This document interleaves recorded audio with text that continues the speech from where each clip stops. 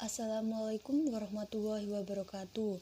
Kami dari mahasiswa Universitas Muhammadiyah Lamongan, Prodi S1 Farmasi kelas 2B dari kelompok 3 akan mempresentasikan hasil kerja kelompok kami yang berjudul Malt Extract dan Gelatin.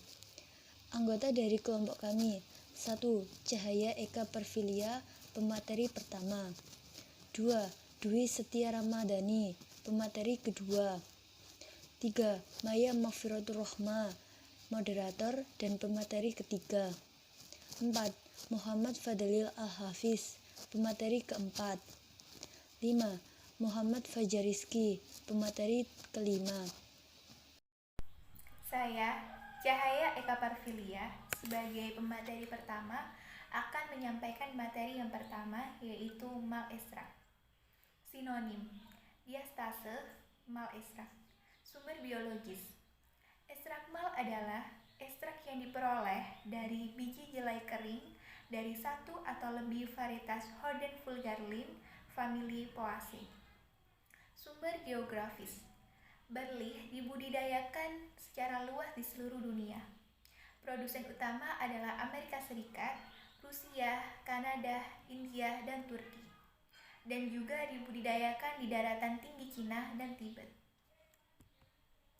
Budidaya, koleksi, dan preparasi.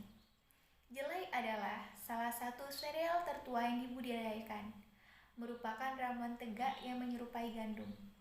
Tanaman menjadi siap panen dalam waktu sekitar 4 bulan setelah disemai. Biji-bijian dirontokkan dengan cara dipukul dengan tongkat atau diinjak-injak dengan lembu. Biji-bijian jelai kering dikecambahkan secara artifisial dengan menjaga tumpukannya tetap basah dengan air di ruangan yang hangat. Ketika biji-bijian mulai menonjol keluar, gram yang berkecambah dikeringkan. Jelai berkecambah kering atau malt kering dikenai ekstraksi. Malt diresapi dengan air 60 derajat Celcius, infus terkonsentrasi di bawah 60 derajat Celcius di bawah tekanan berkurang, dan kemudian dikeringkan. Ekstrak malt yang kurang murni mengandung gula dan enzim amilolitik. Pemurnian lebih lanjut menghasilkan diastase. Saya Dwi Setia Ramadhani, pemateri 2, akan menjelaskan karakteristik, konstituen kimia, kegunaan tentang malt ekstrak, sinonim, sumber biologis tentang gelatin. Karakteristik: ekstrak malt mengandung enzim yang paling aktif dalam larutan netral. Kondisi asam menghancurkan aktivitas mengubah bakteri menjadi disakarida maltosa. Enzim dihancurkan oleh panas. Banyak ekstrak malt yang disterilisasi panas tidak mengandung diastase, larut dalam air dingin dan lebih mudah dalam air hangat. Larutan menunjukkan endapan flokulan. Batas arsenik tidak boleh melebihi 1 per juta. Konstituen kimia: ekstrak malt mengandung dextrin, maltosa, sisa glukosa, dan sekitar 8% dari enzim amilolitik diastase. Kegunaan ekstrak malt dan diastase murni: keduanya digunakan sebagai enzim amilolitik dan sebagai bantuan dalam mencerna pati, juga digunakan sebagai pencahar memproduksi massal. Gelatin, sinonim: gel foam, puragel, gelatinum.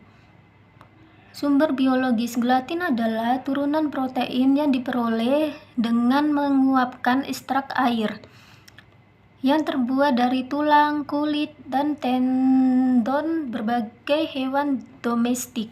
Beberapa sumber penting adalah sapi Bos-taurus dan domba Ovis aries, famili Bovidae. Saya Maya Maghfiratur Rahma, pemateri ketiga. Preparasi: bahan baku: tulang, kulit, dan tendon bovines dikumpulkan dan dilakukan operasi pengampuran. Proses pengampuran: bahan baku pertama-tama mengalami perlakuan yang dikenal sebagai pengampuran. Dalam proses ini, kulit dan urat direndam selama 15-20 dan kadang-kadang selama 40 hari dalam air jeruk nipis yang encer. Selama ini, daging dilarutkan. Protein dari jaringan ikat dihilangkan dan materi lemak disabunkan. Kulit hewan selanjutnya dicuci dengan air mengalir, menghilangkan lemak. Dalam kasus tulang, bahan digiling dengan benar dan dihilangkan lemaknya dalam silinder besi tertutup dengan perlakuan pelarut organik seperti benzena. Bagian mineral dan anorganik tulang dihilangkan dengan pengobatan dengan asam klorida. Saya Muhammad Fadil Al-Hafiz, pemateri nomor 4. Ekstraksi. Bahan yang diolah dari tulang, kulit, dan urat direbus dengan air dalam panci terbuka dengan dasar berlubang. Cairan bening mengalir berulang-ulang dan diuapkan hingga mencapai kandungan gelatin di atas 45%. Pengaturan. Ekstrak gelatin pekat dipindahkan ke nampan logam dangkal atau nampan dengan dasar kaca untuk mengatur jeli semi padat. Pengeringan. Jeli dipindahkan ke nampan dengan dasar jaring kawat berlubang dan melewati serangkaian kompartemen pengeringan 30-60 derajat Celcius meningkat setiap kali dengan 10 derajat Celcius. Sekitar 1 bulan diambil untuk pengeringan lengkap. Pemutihan. Dalam kasus orang yang lebih gelap, produk jadi dikenakan pemutihan oli sulfur dioksida. Pemutihan memberi gelatin berwarna terang. Karakteristik. Gelatin muncul sebagai lembaran tidak berwarna atau agak kuning, transparan, rapuh, praktis, tidak berbau, tidak berasa, serpi atau bubuk granular. Dalam air membengkak dan menyerap 5-10 kali berat airnya untuk membentuk gel dalam larutan di bawah 35-40 derajat Celcius. Tidak dalam air dingin dan pelarut organik, larut dalam air panas. Gliserol, asam asetat, dan bersifat amfoter. Dalam kondisi kering stabil di udara, tetapi ketika lembab atau dalam larutan diserang oleh bakteri. Sifat gelatinisasi gelatin berkurang dengan merebus dalam waktu lama. Kualitas gelatin ditentukan berdasarkan kekuatan jelinya dengan bantuan gelometer Bloom. Kekuatan jeli digunakan dalam pembuatan suppositoria dan pesarium. Secara komersial ada 2 jenis gelatin, A dan B. Tipe A memiliki titik isoelektrik antara pH 7 dan 9. Tidak kompatibel dengan senyawa anionik seperti acacia, agar, dan traga. Tipe B memiliki titik isoelektrik antara 4, 7, dan 5 dan digunakan dengan campuran anionik. Gelatin diwarnai dengan warna bersertifikat untuk pembuatan kapsul atau untuk pelapis tablet dan mengandung berbagai aditif. Saya Muhammad Fajar Rizky, pemateri kelima. Gelatin terdiri dari protein glutin yang pada hidrolis menghasilkan campuran asam amino.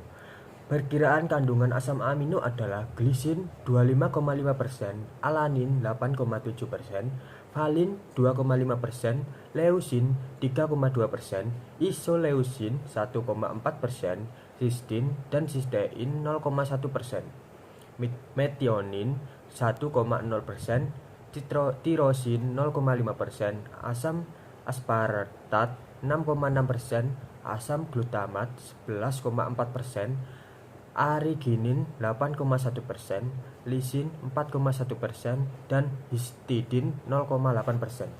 Secara nutrisi, gelatin adalah protein tidak lengkap yang kekurangan triptofan. Senyawa gelatinasi dikenal sebagai kondrin. Dari sifat perekat gelatin adalah karena adanya glutin.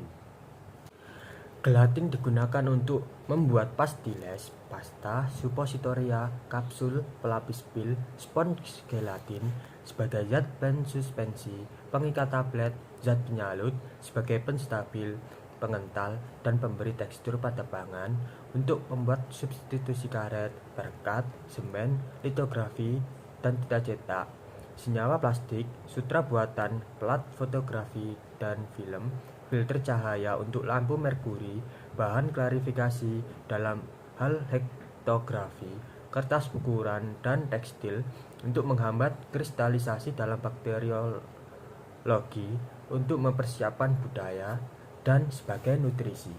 Gelatin gliserin digunakan sebagai pembawa dan untuk pembuatan suppositoria. Dikombinasikan dengan seng, membentuk gelatin seng yang digunakan sebagai pelindung topikal. Sebagai nutrisi, gelatin digunakan sebagai produk makanan komersial dan media kultur bakteriologis. Terima kasih. Sekian video presentasi dari kelompok kami.